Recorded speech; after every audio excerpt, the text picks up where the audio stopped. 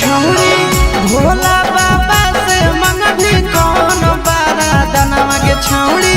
भोला बाबा से मंगली कौन बारादनवा छौड़ा भोला बाबा से मंगबै डीजे बजावे वाला सजनवा छौड़ा भोला बाबा से मंगबै डीजे बजावे वाला सजनवा छौड़ी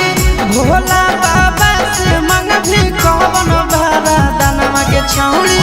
भोला बाबा से मंगली कौन बारादनवा छौड़ा भोला बाबा से मंगबै डीजे बजावे वाला सजनवा छौड़ा भोला बाबा से मंगबै डीजे बजावे वाला सजनवा डीजे बजावे वाला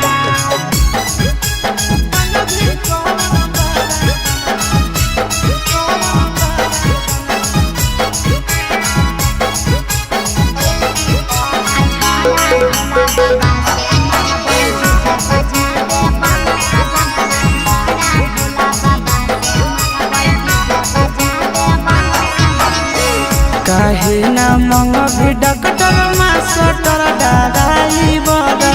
डीजे बजतै सब दिन रहतै बलमुआ घर बुझली रे आहे गे काहे ना मंगभी मास्टर डॉक्टर दादाई बड़ा डीजे बजतै सब दिन रहतै सजनवा घर ये छोड़ी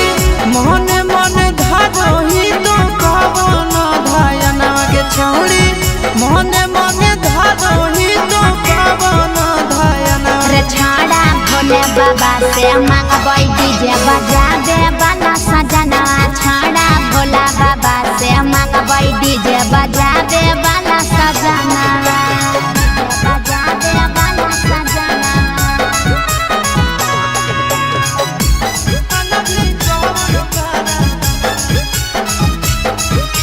डीजे बजावे वाला सजनवा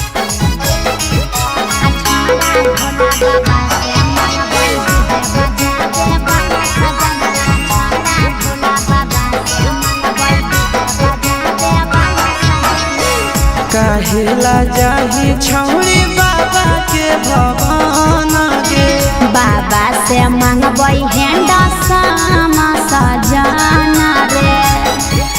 के बुझली काहेला जाही छौड़ी बाबा के भवन गे बाबा से मंगबै हैंडसम सजना रे कि काहे पारो नहीं पसन आशीष चिंटू नंदनवा काहे पारो नहीं पसन आशीष चिंटू नंदनवा छौड़ा भोले बाबा से मंगबै डीजे बजावे वाला सजनवा छौड़ा भोला बाबा से मंगबै डीजे बजावे वाला सजनवा के छौड़ी भोला बाबा से मंगली कौन बारादनवा छौड़ा भोला बाबा से मंगबै डीजे बजावे वाला सजनवा छौड़ा भोला बाबा से